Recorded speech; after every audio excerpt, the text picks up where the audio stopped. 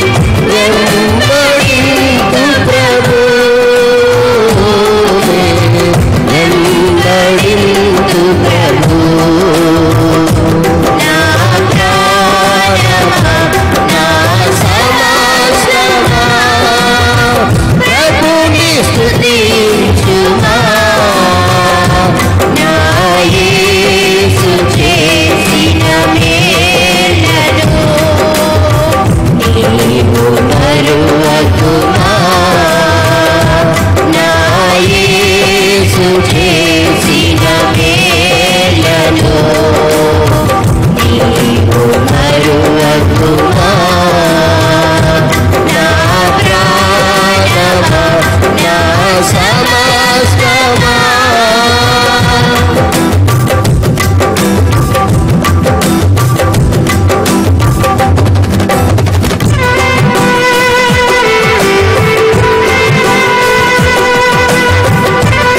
లోయలలో నేను నడుచుతూ ఏ అపాయం రాకుండా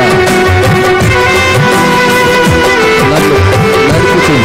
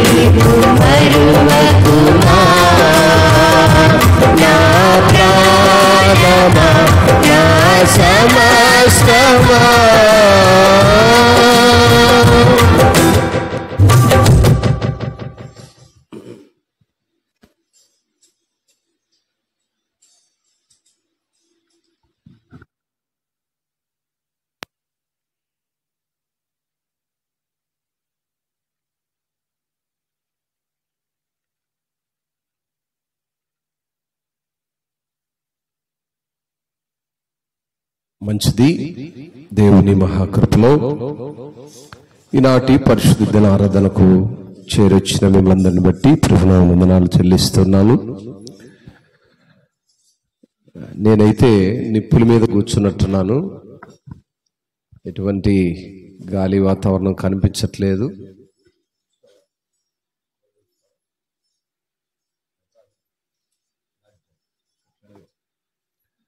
ఈ ప్రత్యేక సమయము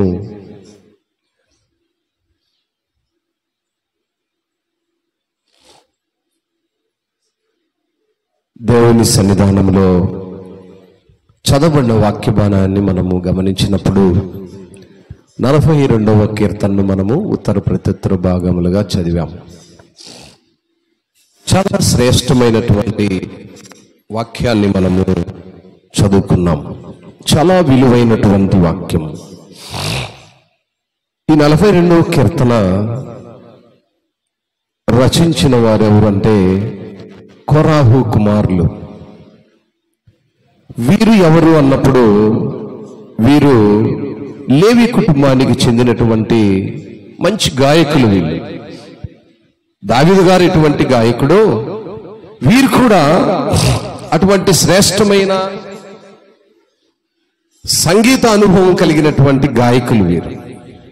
గనుక వారు వారి ప్రాణాలతో మాట్లాడుకుంటున్నారు.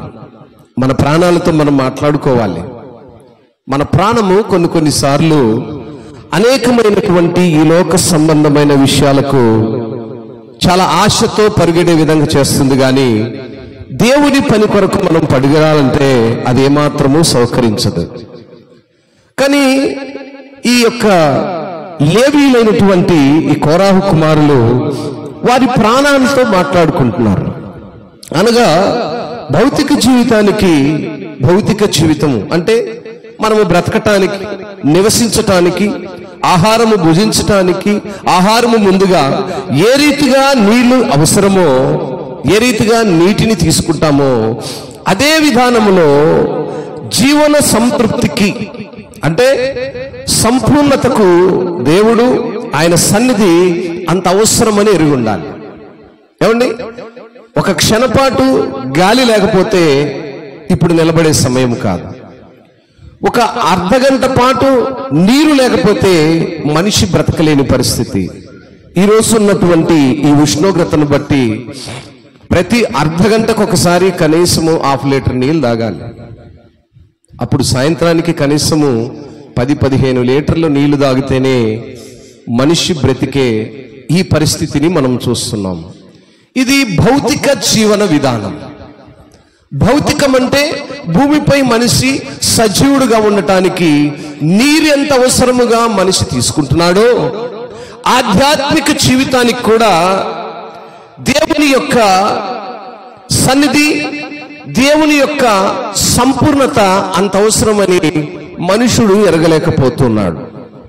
నిజమైన విశ్వాసులు వారి జీవితాలలో దేవుని కొరకు అంటే ఆయన కృప, దీవెన, మానవతిత క్రియల కొరకు ఆకలి దప్పులు కలిగి ఉంటారు. ప్రైజ్ ది లార్డ్, హల్లెలూయా. చదవబడిన మొదటి మాట, రెండో మాటలు మనం చూసినప్పుడు దుప్పి నీటి వాగుల కొరకు ఆశపడినట్లు దేవా నీ కొరకు నా ప్రాణము ఆశపడుతున్నదట. మనుషుల ప్రాణాలు చూడండి, లోకంలో దేని కొరకు ఆశపడుతున్నాయి? భౌతికమైనటువంటి అవసరతలు.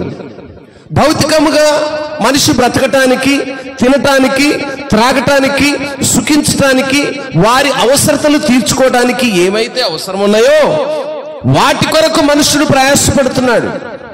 దుప్పి దేని కొరకు? నీటి వాగుల కొరకు ఆశపడుతుందట. దుప్పి ఎక్కడ ఉంటుంది? దుప్పి ఎక్కడ ఉంటుందండి? ఎవరింట్లో దుప్పులు ఉన్నాయి చెప్పండి? దుప్పులు ఎంతమంది సాగుతున్నారు చెప్పండి?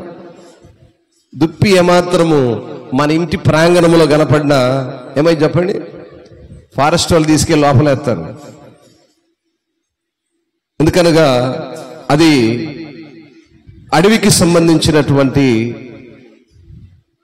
జంతువు గనుక దాన్ని ఏ మనుష్యుడు పట్టుకోవడానికి కానీ బంధించడానికి కానీ వీలు లేని పరిస్థితి. అప్పుడు ఆ దుప్పి ఎక్కడ నివసిస్తుంది? ఎడారి ప్రాంతంలో ఉంటుంది, అడవి ప్రాంతంలో ఉంటుంది. ఏమాత్రము దాహము కొరకు, నీటి కొరకు ప్రయాసపడే స్థితిలో ఉంటదట. తన దాహము తీర్చుకునే కొరకు నీరు ఎక్కడ దొరుకుతుంది, దాహం ఎక్కడ తీరుతుందని ఆయా ప్రాంతాల్లో, అడవి ప్రాంతాల్లో సంచారము చేస్తున్నటువంటి పరిస్థితి. ఈరోజు గమనిస్తే పశువులకు, పక్షులకు నీరు లేని పరిస్థితి. అడవులు, చిన్న చిన్న కాలువలు ఎండిపోయిన పరిస్థితి.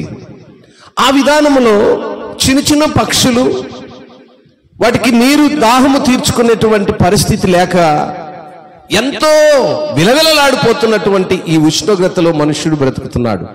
మనమే ఈ ఉష్ణోగ్రతకు అల్లాడిపోతున్నాం. మనమే అంటే అర్థం ఏంటి? పశువులకి, పక్షులకి, మనకి తేడా ఉంది కనుక. ఏంటి తేడా? మనం అడిగి తెచ్చుకోగలము, పాపం అడగలేవుగా, వాటికి దాహం తీర్చేవారు లేరు కదా. ఆ రీతిగా దుప్పి ఏ రీతిగా తన దాహము తీర్చుకొనకు ఆశపడుతూ ఆ అడవి ప్రాంగణంలో ఏ రీతిగా ప్రయాణము చేస్తుందో, ప్రయాసపడుతుందో, ఆ విధానములో నా ప్రాణము దేవుని కొరకు. ఎవరి కొరకండి? ఎవరి కొరకు? బాగా చెప్పాలి. ఎవరి కొరకు? దేవుని కొరకు. ఎంతమంది ప్రాణాలు దేవుని కొరకు ఆశ కలిగినాయండి? ఆశపడ్డ ప్రాణం ఒకటి ఉందా? ఎంతవరకు మన ఆశంతా లోకం వైపే, మన ఆశంతా సంపాదన వరకే, మన ఆశంతా బ్రతుకుట కొరకే, మన ఆశంతా ఏం తింటున్నాం, ఏం త్రాగుతున్నాం, ఏమి కడుతున్నాం, ఏ లగ్జరీని మనం అనుభవిస్తున్నాం అనేటువంటి ఆశ తప్ప దేవుని కొరకు ఆశపడ్డ ప్రాణాలు కనిపించట్లా. ఈ కోరాహు కుమారులు వీరు లేవీలైనప్పటికీ దేవుని కొరకు నా ప్రాణము దేవుని కొరకు తృష్ణగొనుచున్నది, జీవము గల దేవుని కొరకు తృష్ణగొనుచున్నది. దేవుని సన్నిధికి నేను ఎప్పుడు వచ్చేదను, ఆయన సన్నిధి నేను ఎప్పుడు కనబడేదను. క్వశ్చన్ మార్కులు వేసుకున్నాడు అక్కడ. మొదటిది, దేవుని సన్నిధికి నేను వెళ్ళాలి. రెండవది, దేవుని సన్నిధిలో నేను కనబడాలి. దేవుడు అనేటువంటి ఆ భయము, ఆ మనస్సు, ఆ విఘ్నత కలిగిన వారు దేవుని సన్నిధిని ఏనాడు విడిచిపెట్టరు. దేవుడు అనే భయం ఉన్నటువంటి వారు దేవుని మందిరాన్ని చాలా జాగ్రత్తగా చూసుకుంటారు. దేవుడు అనే భయం ఉన్నటువంటి వారు దేవుని సన్నిధిని ఏమారండి, ఏమారు. దేవుడంటే భయము కలిగిన వారు ఏమాత్రమును నిర్లక్ష్యముగా ఉండరు, ఏమాత్రము నిర్లక్ష్యముగా ఉండరు. దేవుడనే భయం మన మనసులో ఉందనుకోండి, మన ప్రాణం ఏమవ్వాలి? ఆశపడాలి. అయ్యో నేను దేవుని సన్నిధికి వెళ్ళాలి, అయ్యో సమయం అయిపోతుంది, అయ్యో దేవుని దాసు వచ్చి ఉంటాడేమో, దానికంటే ముందు దేవుడే సన్నిధిలో ఉంటాడేమో. దేవుని దాసుని ద్వారా దేవుడు ఏమి మాట్లాడిస్తాడో అని మన ప్రాణము ఆశ కలిగినదై ఉండాలి, తృష్ణ కొనదై ఉండాలి, ఆకలి దప్పులు కలిగినదై ఉండాలి.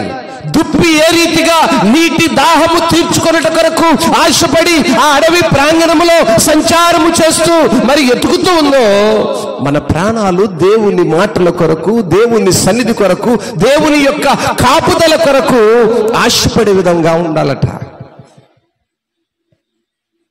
ఆ మాటను చదువుతున్నప్పుడు నా ప్రాణము ఎంతగానో కృంగుతున్నది. అవును ప్రభువా, ఈ మాటలు చదువుతున్నప్పుడు మనసులో నుంచి, హృదయములో నుంచి ఆ తపన, ఆ తృష్ణ, ఆ కోరిక మనుషులు, విశ్వాసులైనటువంటి వారు ఎప్పుడు గ్రహిస్తారు? ఆ గ్రహించే సమయం ఎప్పుడు? ఈ కోరాహు కుమారులు వారి ప్రాణాలతో మాట్లాడుకుంటూ ఉన్నారు. అయ్యా, నీ కొరకు నేను ఆశ కలిగి ఉన్నాను, నీ కొరకు నేను తృష్ణ కలిగి ఉన్నాను, నీ సన్నిధి నేను ఎప్పుడు రావాలి అని, నీ సన్నిధిలో నేను ఎప్పుడు కనబడాలని. రెండు ప్రాముఖ్యమైన మాటలు కనబడుతున్నాయి.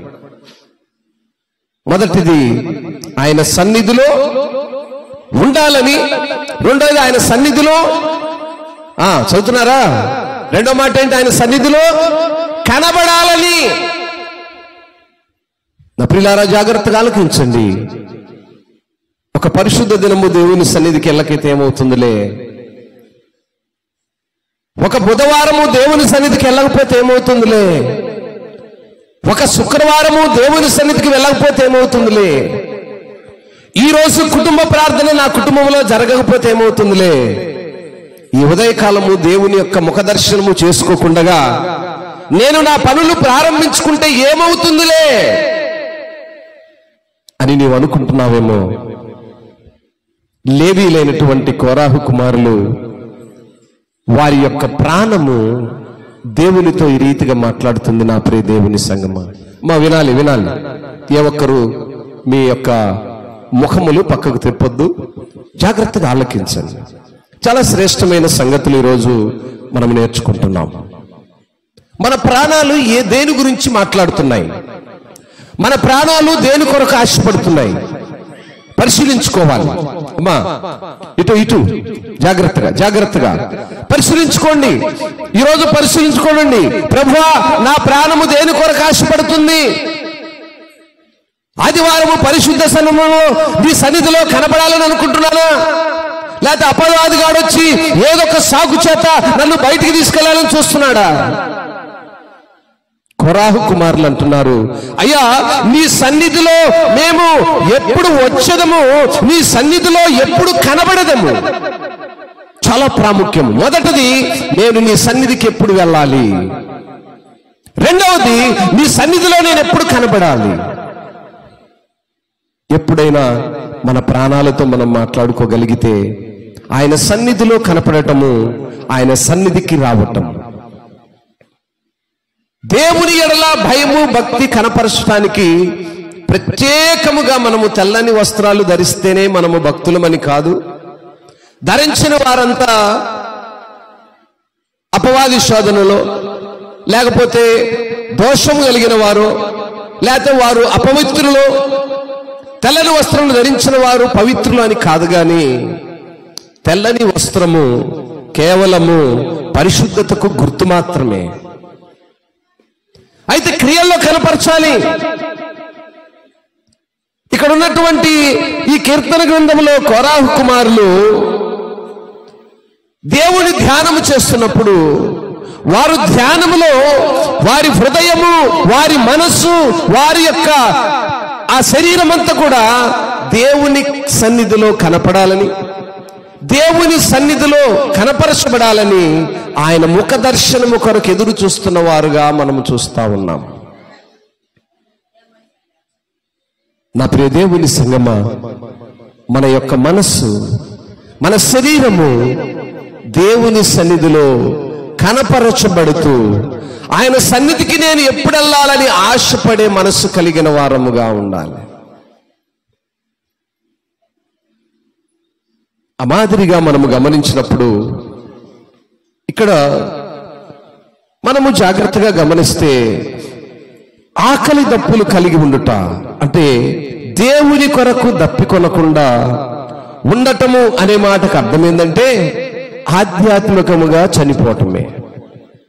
దేవుని కొరకు ఆకలి దప్పులు మన యొక్క జీవితాల్లో లేవంటే ఆధ్యాత్మిక స్థితి మనలో చచ్చిపోయిందని అర్థం. ఆధ్యాత్మికము అంటే దేవుని సన్నిధికి వెళ్ళటము, దేవుని మాటలు వినటము, దేవుని మాటల చొప్పున ధర్మశాస్త్రానుసారముగా ఆ క్రియలు అనుసరించి నడవటమే ఆధ్యాత్మికం. అటువంటి ఆధ్యాత్మిక స్థితి ఎప్పుడు చచ్చిపోయిందంటే నీవు దేవుని సన్నిధికి వెళ్ళాలనే ఆ ఆశ, ఆ ఆకలి దప్పులు నీలో చనిపోయినప్పుడు. దేవుని కొరకు ఆకలి దప్పులు కలిగి ఉండాలి. ఆకలి దప్పులు కలిగి ఉండటం అంటే అన్నం తినకుండా ఉండటము, నీళ్లు తాకుండా ఉండటము కాదు. హృదయము, మనసు దేవుని కొరకు పరిగెత్తాలి. ఎందుకంటే ఇది బాహ్యముగా ఉండేది కాదు, అంతరంగములో ఉండేటువంటిది. అంతరంగములో హృదయం ఏం చెప్తుందో ఆ విధానములో మనం ముందుకు నడుస్తాం. అందుకే బాహ్యముగా కనపడే మన శరీరము కంటే అంతరంగముతో ఎక్కువగా మాట్లాడుకోవాలి. నా ప్రాణమా ఏమంటున్నాడు? దేవుని కొరకు నేను తృష్ణగొనుచున్నాను. ఈ తృష్ణగొనే అనుభవానికి, ఈ తృష్ణగొనిగినటువంటి ఆశ కొరకు ఎదురు చూసే పిల్లలుగా విశ్వాసులైన వారు ఉండాలి అనేదే ఈ యొక్క కీర్తన యొక్క ప్రాముఖ్య ఉద్దేశం. అలా దేవుని విషయాల కొరకు మనలోని తీవ్రమైన కోరికను తగ్గించే దేనిని మనం అంగీకరించకూడదండి. దేవుని కొరకు అనగా దేవుని సన్నిధికి మనం నడవాలన్నా, దేవుని యొక్క సన్నిధానములో మనల్ని కనపరచాలన్నా, లోకములుండే అనేకమైనటువంటి కోరికలు ఏం చేస్తాయంటే మనల్ని ప్రక్కదారి పట్టిస్తాయి.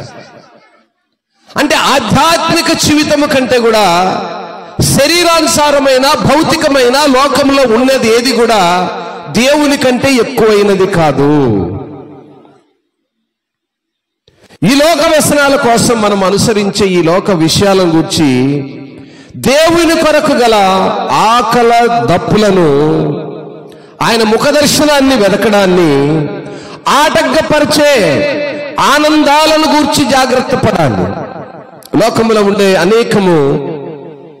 ఉండేటువంటి అనేక ఆశలు, కోరికలు ఏం చేస్తాయంటే లోకములో ఉన్న దాని గురించి ఆనందించాలి.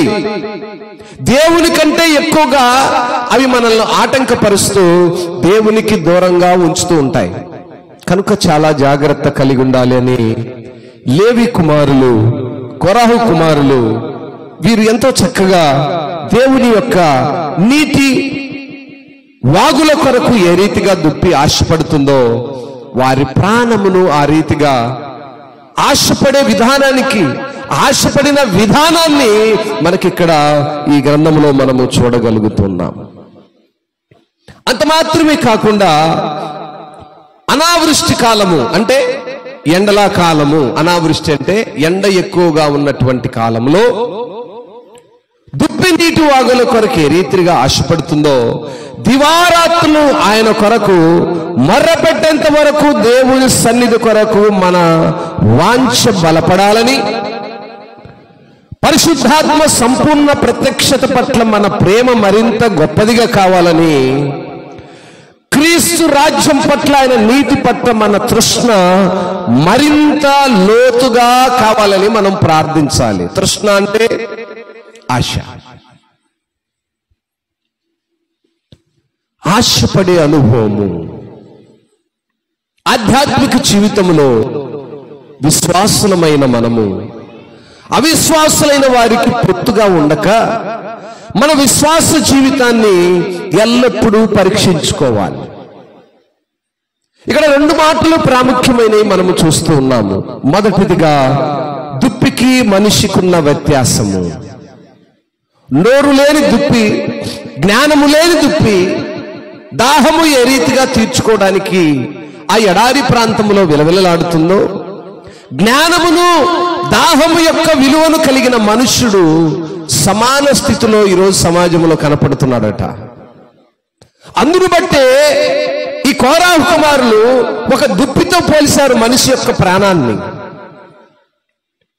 మనిషి యొక్క ప్రాణము ఏ రీతిగా మాట్లాడుతుంది, ఏ రీతిగా దేవునితో గడపాలని ఆశపడుతుంది, మనము ఏ స్థితిలో ఉంటున్నామనే విషయాన్ని ఈ యొక్క 42వ కీర్తనలో మనము చూస్తూ ఉన్నాం.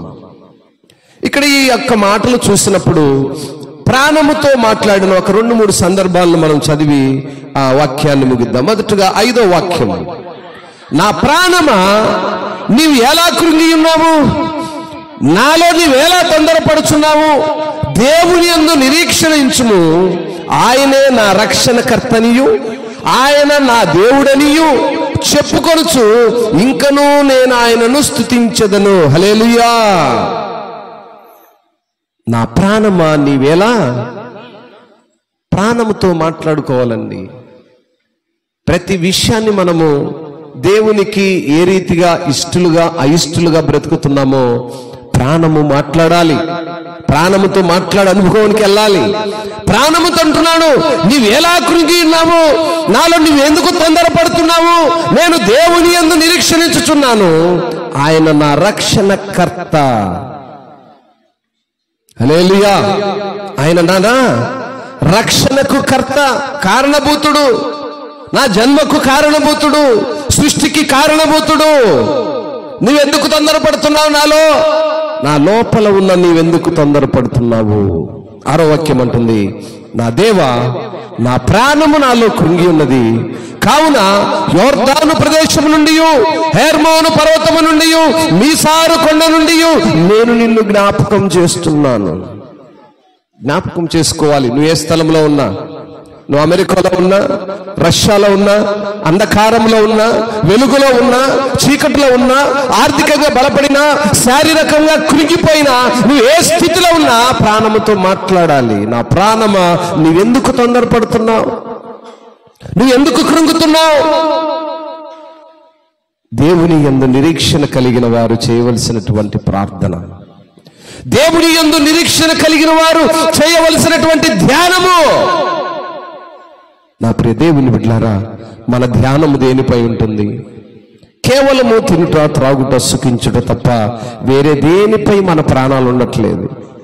మన ప్రాణము ఎల్లప్పుడూ కూడా భౌతికమైనటువంటి విషయాలపైన మాత్రమే ఉంటుంది తప్ప ఆధ్యాత్మికమైనటువంటి విషయాలపై ప్రాణాన్ని కృంగదీయట్లేదండి. ప్రాణాలు కృంగాలి, ప్రాణాలు ప్రశ్నించుకోవాలి, హృదయము మనస్సు మాట్లాడుకోవాలి. అనేక విషయాల గురించి మనం హృదయంతో మాట్లాడతాం, మనసుతో మాట్లాడతాం. ఏమండి, కృంగిపోతూ ఉంటాం, తపన పడుతుంటాం, వేదన పడుతుంటాం. కానీ దేవుని సన్నిధి కొరకు ఎప్పుడైనా నువ్వు నీ ప్రాణముతో ఫైట్ చేసావా? నీ ప్రాణముతో ఎప్పుడైనా అడిగావా? దేవుని కొరకైనటువంటి తృష్ణ. కొరాహు కుమారులు దేవుని కొరకైనటువంటి తృష్ణ కలిగి ఉన్నారు, ఆశ కలిగి ఉన్నారు. ప్రాణాన్ని కృంగ తీసుకుంటున్నారు, హృదయముతో మాట్లాడుతున్నారు, ప్రాణంతో మాట్లాడుతున్నారు. వారు వెళుతున్నా, చేస్తున్న ప్రతి కార్యాన్ని ప్రశ్నించుకుంటూ నెమరేసుకుంటున్నారు. ఈరోజు మన ఆధ్యాత్మిక జీవితాల్లో మనం దేని కొరకు నెమరేసుకుంటున్నాము? దేని కొరకు మనం ఆశపడుతూ ఉన్నాము? ఈరోజు ఆలోచన చేయవలసినటువంటి బాధ్యత మనపై ఉన్నది.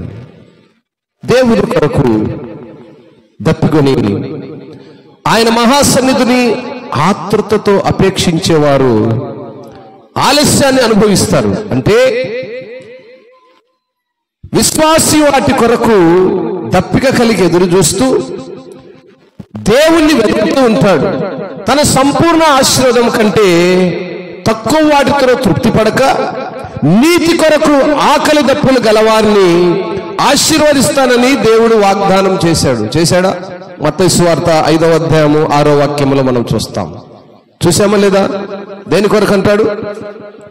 నీతి కొరకు ఆకలి దప్పులు. ఆహారము కొరకు కాదండి, నీతి కొరకు కాదండి, నీతి కొరకు ఆకలి దప్పులు కలిగి ఉండాలి. నీతి కొరకు ఆకలి దప్పులు కలిగిన వారి కొరకు ఆయన ఎదురు చూస్తున్నాడు. అటువంటి వారిని ఆయన ఆశీర్వదించాలని దేవుడు వాగ్దానం చేశాడు. దేవుడు మౌనం వహించినప్పుడు మనము దేవుణ్ణి తెలుసుకోవాలన్న, పరిశుద్ధాత్మను అధికంగా పొందాలన్న పట్టుదలతో కొనసాగాలి. మనలో పట్టుదల కావాలి, ప్రాణము మాట్లాడాలి.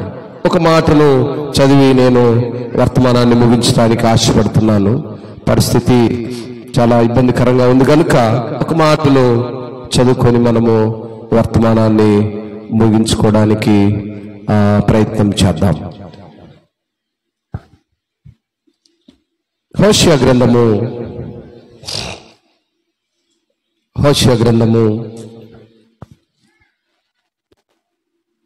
6వ అధ్యాయము 1, 2, 3 వాక్యాలు చదివి వాక్యాన్ని ముగించుకుందాం. మనము యెహోవా యొద్దకు మరలుదము రండి, ఆయన మనలను చీల్చివేసెను, ఆయనే మనలను స్వస్థపరచును, ఆయన మనలను కొట్టెను, ఆయనే మనలను బాగు చేయును. 2 దినములైన తర్వాత ఆయన మనల్ని బ్రతికించును. ఆయన సముఖమందు బ్రతుకున్నట్లు 3వ దినమున ఆయన మనల్ని స్థిరపరచును. యెహోవాను గూర్చిన జ్ఞానము సంపాదించుకుందాము రండి, యెహోవాను గూర్చిన జ్ఞానము సంపాదించుకొనుటకు ఆయన అనుసరించుదాము రండి. ఉదయము తప్పక వచ్చు రీతిని ఆయన ఉదయించును, వర్షం వలె ఆయన మన యొద్దకు వచ్చును. భూమును తడుపునట్టు తొలకరి వర్షము కడవరి వర్షం వల్లే ఆయన మన యొద్దకు వచ్చును. యెషయా గ్రంథకర్త చాలా చక్కగా వివరిస్తున్నాడు. దేవుని సన్నిధిలో జ్ఞానము సంపాదించుకోవాలి. జ్ఞానమును గూర్చినటువంటి సంపాదన కలిగి ఆయన అనుసరించుదాము. ఎలా అనుసరిద్దామంటే, ఉదయము ఏ రీతిగా తప్పక వస్తుందో ఆ రీతిగా దేవుడు ఒక దినమున ఉదయిస్తాడు. కనుక అట్టి నిరీక్షణతో, అట్టి పట్టుదలతో, అట్టి జ్ఞానముతో. జ్ఞానము చాలా అవసరం అండి. ప్రతి మనుషుడు ఏమనుకుంటున్నాడంటే, నేను జ్ఞానిని అనుకుంటుంటాడు. నేను జ్ఞానిని అనుకున్నవాడు లోకములో దేవుని సన్నిధిలో వెర్రివాడు. ఎవడైతే నేను లోకములో జ్ఞానిని అనుకుంటున్నాడో దేవుని దృష్టికి వాడు వెర్రివాడు. దేవుని దృష్టిలో నువ్వు ఎలా ఉండాలంటే, ఎల్లప్పుడూ ఆయన దగ్గర నేర్చుకునేవాడుగా, ఆయన దగ్గర ఒదిగిన వాడుగా, ఆయన దగ్గర విధేయత కలిగిన వాడుగా ఉంటేనే నీకు సమయోచితమైన జ్ఞానమును దేవుడు దయచేయగలుగుతాడు. మనకు సమయోచితమైన జ్ఞానము కావాలి అంటే దేవుని కొరకు తృష్ణ కలిగిన పిల్లలుగా మనం ఉండగలగాలి. గనుక నా ప్రియ దేవుని సంగమా, ఈ ప్రత్యేక సమయంలో దేవుని వాక్యము చక్కగా మనల్ని ప్రశ్నిస్తూ ఉంది, మనల్ని చక్కగా అడుగుతూ ఉంది, మన జీవన విధానాన్ని పరిశీలించుకోమంటుంది.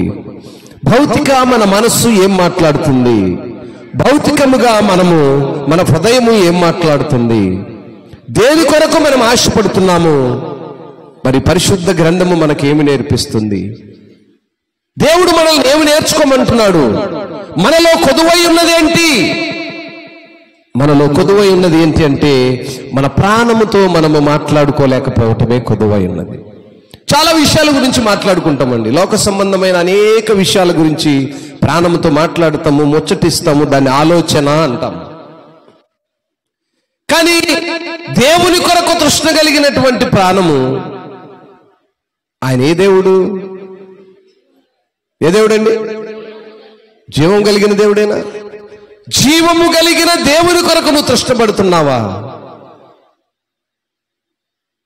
వారు చక్కగా ఏమంటున్నారంటే, నా ప్రాణము దేవుని కొరకు ఆశపడుతూ జీవము గల దేవుని కొరకు తృష్ణగొనుచున్నది, ఆశపడుతుంది, ఎదురు చూస్తుంది. ఈరోజు నా ప్రియ దేవుని సంగమా, మనం ఎప్పుడైనా ప్రశ్నించుకున్నామా? ఎప్పుడైనా పరిశీలించుకున్నామా? మన యొక్క హృదయము, మన మనస్సు ఆయన యొక్క సన్నిధిలో కనపడాలని ఆ రీతిగా ఆశపడుతూ ఉన్నట్లుగా ఎప్పుడైనా నీ ప్రాణముతో నువ్వు మాట్లాడుకున్నామా? My soul thirst for God, for the living God. When shall I come and appear before God. దేవుని సన్నిధిలో కనపడాలని తృష్ణ కలిగి, థ్రస్ట్,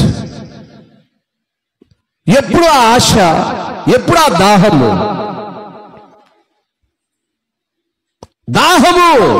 దేవుని కొరకైన దాహము.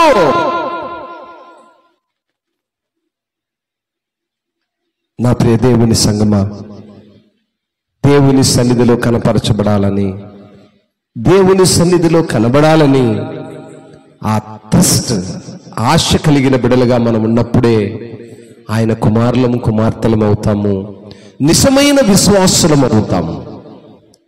సమాజంలో అందరూ ఆయన పిల్లలే, కానీ ఆయన నమ్మి వెంబడించిన వారే నిజమైన విశ్వాసులు, ఆయన కుమారులుగా, కుమార్తెలుగా లెక్కించబడతారనే విషయాన్ని జ్ఞాపకం చేస్తున్నాను. కనుక పరిశుద్ధ లేఖనాలను పరిశీలించండి, పరీక్షించండి. వినుట మటుకే కాకుండా క్రియలలో, ఆచరణలో తీసుకోవడానికి ప్రయాసపడండి. క్రియలలో లేని విశ్వాసము మృతము అంటాడు. మృతమైనటువంటి విశ్వాసి కాక జీవము గల దేవుని కలిగిన విశ్వాసిగా ఉండగలిగితేనే ఆ తీర్పు దినమందు ఆయన కుమారుడుగా, కుమార్తెగా నీవు నేను మనము లెక్కింపులోనికి వస్తామనే విషయాన్ని జ్ఞాపకం చేస్తూ దేవుడి మాటలు దీవించి ఆశీర్వదించునుగాక.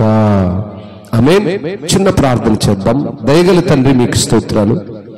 మీ ఘనమైన పాదాలను బట్టి మీకు ఉన్నాను నాయనా. ఈరోజు మీరు మాతో మాట్లాడాడు. కొరాహు కుమారులు వారి ప్రాణము ఆశపడిన విధానాన్ని ఈరోజు మేము జ్ఞాపకం చేసుకుంటున్నాము. మా మనసులు దేనిపై ఆశపడుతున్నాయి? మా హృదయము దేని కొరకు తృష్ణ కలుగుచున్నది? నీ సన్నిధిలో కనపడాలనే ఆశ లేని బిడ్డల కొరకు నాయనా, నీ సన్నిధిలో నివసించాలని ఆశ లేని బిడ్డల కొరకు ఈరోజు నాయన మీరు మాట్లాడారు. అవును ప్రభువా, భౌతికమైనటువంటి కోరికలు, భౌతికమైనటువంటి ఆలోచనలు, శరీర ఆలోచనలు నాయన, శరీరం కావలసిన అవసరతల అక్కర్ల కొరకు మనుష్యుడు ఆశపడుతూ తృష్ణగొనుచూ ఉన్నాడు. నీ సన్నిధిలో తృష్ణ లేని బిడ్డల కొరకు, నీ సన్నిధికి నిలవాలని, నీ సన్నిధిలో కనబడాలని అట్టి తృష్ణ లేని ఆశ లేని బిడ్డల కొరకు నాయన ఈరోజు మీరు మాట్లాడిన ప్రతి మాటను బట్టి స్తుతిస్తున్నాం అయ్యా. నిజంగా మా ప్రాణాలు మీ కొరకు తృష్ణ కలిగినవి గాను, ఆశపడేవి గాను, కనపరచబడేవి గాను, కనపడాలని నిరీక్షణ కలిగిన వారుగా నుండుటకు కృపనిమ్మని, భౌతికమైనటువంటి ఆలోచనలు విడిచి ఆధ్యాత్మికమైనటువంటి కృపలోకి బిడ్డలు నడిపించమని ఈ వర్తమానం ఉన్న ప్రతి బిడ్డలో అట్టి బండబారిన మనస్సు కరిగించబడినదై ఇదిగో నీ సన్నిధిలో మోకరిల్లటానికి సహాయమును దయచేయమని ఈ మైక్ శబ్దం ద్వారాను, యూట్యూబ్ ద్వారాను అనేక మంది బిడ్డలు వింటున్నారు ప్రభువా. ఆ మాటలు విన్న ప్రతి హృదయము బలపరచబడి నీ మాటలు వారి హృదయాలను తాకి నీ సన్నిధి మోకరిల అనుభవానికి నడిపించమని యేసే ఘనమైన నామములో ప్రార్థించి ఈ మనవులన్నీ అడిగి వేడుకొని పొందుకొని ఉన్నాము తండ్రి. ఆమేన్.